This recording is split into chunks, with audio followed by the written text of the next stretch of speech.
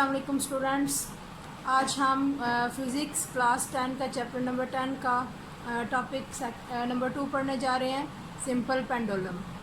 जैसे कि आप लोगों ने चैप्टर नंबर 10 का फर्स्ट टॉपिक पढ़ा था सिंपल हार्मोनिक मोशन, जो कि हमने उसमें मास स्प्रिंग सिस्टम पढ़ा था। सिंपल पेंडुलम उसकी एक मिसाल पढ़ी थी बॉल एंड बाउल सिस्टम। पिछले लेक्चर में हमने सिंपल हार्मोनिक मोशन के लिए मास स्प्रिंग सिस्टम को पढ़ा था। आज हम पढ़ेंगे सिंपल पेंडुलम। सिंपल पेंडुलम में हम देखेंगे कि सिंपल पेंडुलम जो है वो किस तरह से सिंपल हार्मोनिक मोशन परफॉर्म करता है। सबसे पहले आप देख रहे हैं जी सिंपल पेंडुलम होता क्या है। ये डायग्राम में देखें, सिंपल पेंडुलम क्या है। एक सपोर्ट है, सपोर्ट के साथ एक धागे के साथ जो है वो एक गोल मैस कह लें कि दाती गोली लटकाएगी है, या एक जो है वो भारी सॉलिड की गोली है। ये है जी पेंडुलम, यानी कि एक मैस एम की गोली जिसको एक धागे के साथ किसी सहारे के साथ लटकाया गया है, इसको हम कहते हैं सिंपल पेंडुलम, यानी कि सादा पेंडुलम। इस धागे की लंबाई जो है वो हम कहते हैं एल है, स्मॉल एस इस धागे की लंबाई है। इसमें टेंशन है फोर्स टी, और इस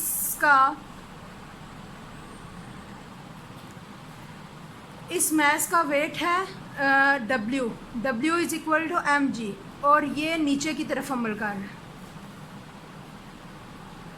किसी भी बॉडी का वेट हमेशा डाउनवर्ड ही अमल करता है।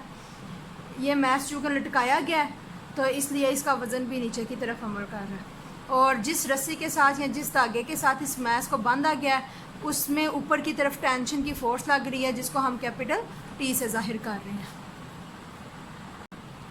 अब हमने देखना है कि मैस जो है वो पोजीशन ओ पर है, यानी कि रेस्ट हालत में है।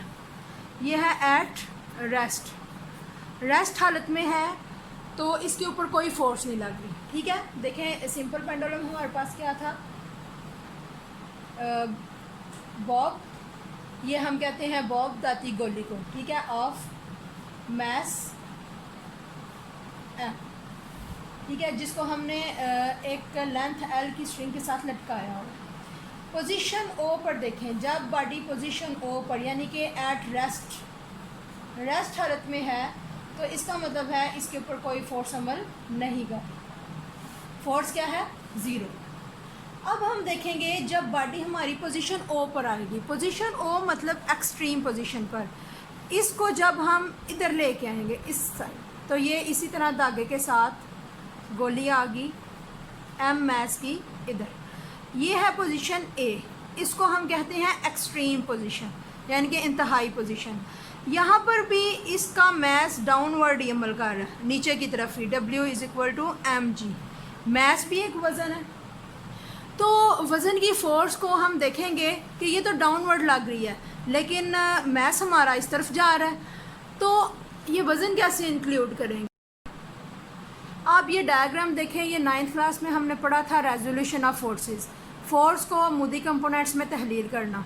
तो ये बात समझनी यहाँ पे लाजमी है कि फ़ोर्स का कौन सा कंपोनेंट अमल करेगा।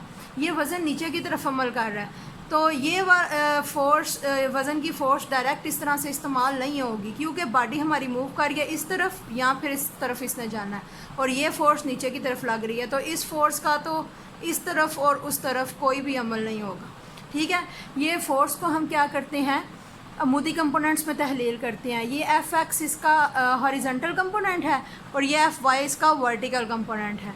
ठीक है, यानी कि एक उफ़क़ी और एक अमूदी। इसी तरह ये जो वज़न की फ़ोर्स है, इसका भी एक अमूदी कंपोनेंट होगा और एक उफ़क़ी कंपोनेंट होगा।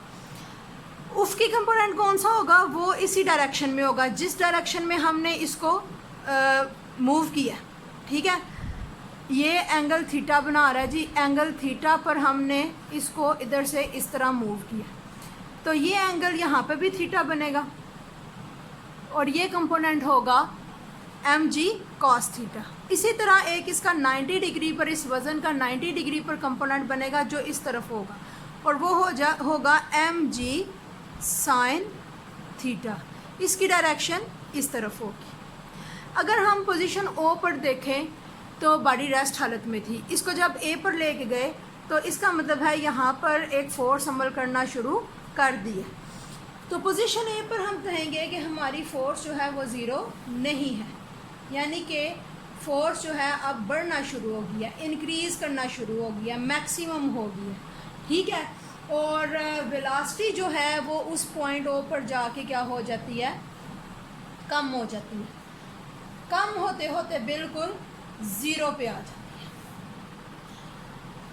अब देखें इस मैस ने वापस आना है। वापस कैसे आना है, ये जो वज़न की फ़ोर्स का एक कंपोनेंट था mg sin थीटा, इसकी वजह से ये मैस जो है वो पॉइंट ओ की तरफ मूव करना शुरू करेगा, ठीक है। और यही रिस्टोरिंग फ़ोर्स होगी हमारी पॉइंट ए पर। तो रिस्टोरिंग फ़ोर्स जो है वो क्या थी, mg cos थीटा,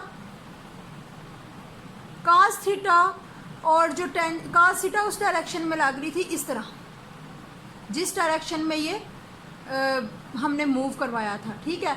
ऊपर टेंशन की फ़ोर्स थी और नीचे जो है वो mg cos थीटा, यानी कि फ़ोर्स का, वज़न की फ़ोर्स का कंपोनेंट था।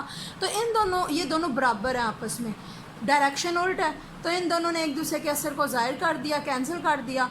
तो ये इज़ इक्वल टू t है, तो यहाँ पे भी अलॉन्ग ए जो है वो हमारी फ़ोर्स क्या हो जाएगी, बढ़ तो रही थी लेकिन इस डायरेक्शन में जो है वो फ़ोर्स नहीं लगेगी।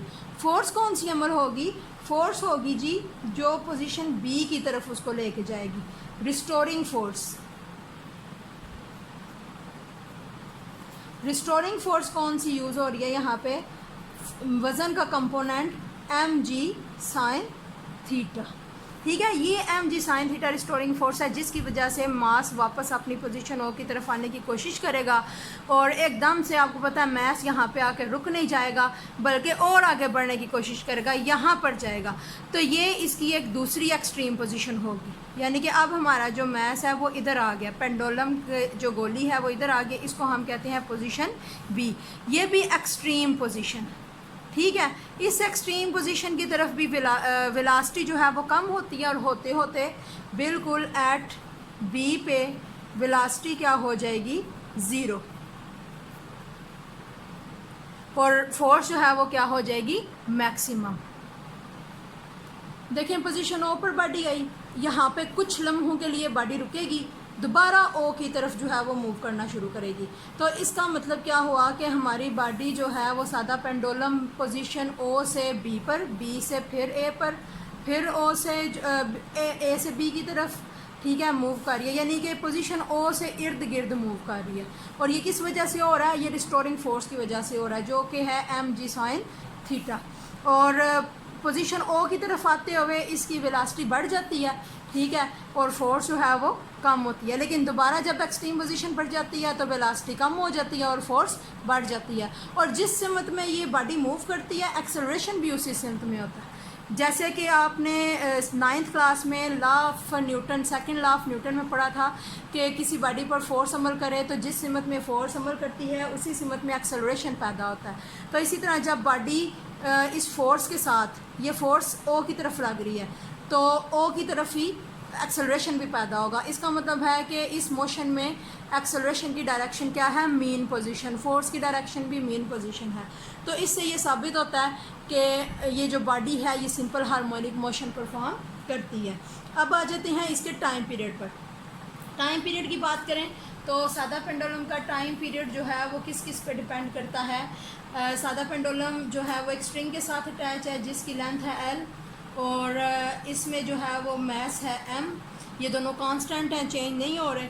इसका टाइम पीरियड हम फाइंड कर सकते हैं capital T is equal to 2 pi under L/G।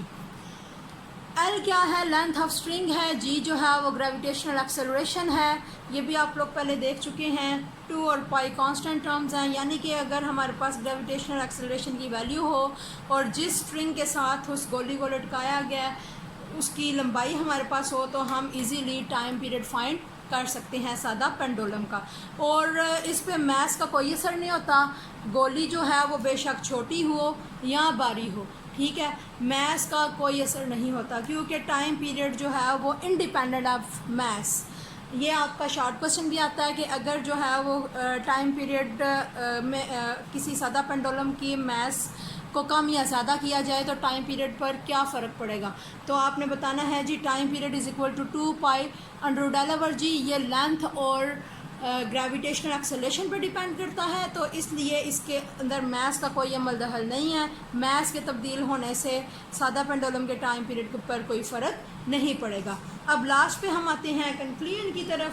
तो कंक्लूजन क्या निकलता है कि हमारी बॉडी जो है वो सिंपल हार्मोनिक मोशन परफॉर्म करती है। Net force is directly proportional to acceleration और डिस्प्लेसमेंट।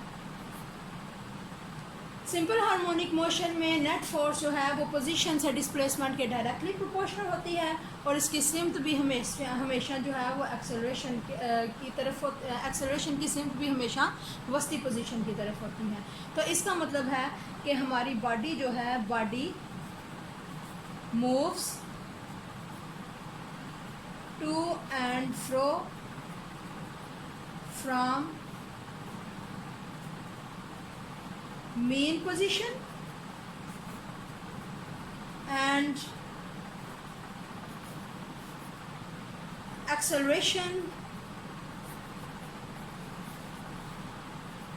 towards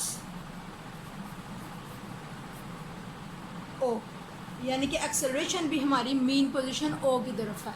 तो इससे ये साबित होता है कि बॉडी जो है वो वस्ती पोजीशन से इर्द गिर्द हरकत कर रही है और एक्सेलरेशन की डायरेक्शन भी वस्ती पोजीशन की तरफ है। तो पास साबित हुआ सिंपल पेंडुलम जो है ये भी हमारा सिंपल हार्मोनिक मोशन परफॉर्म करता है। आज का ये आपका टॉपिक था जी।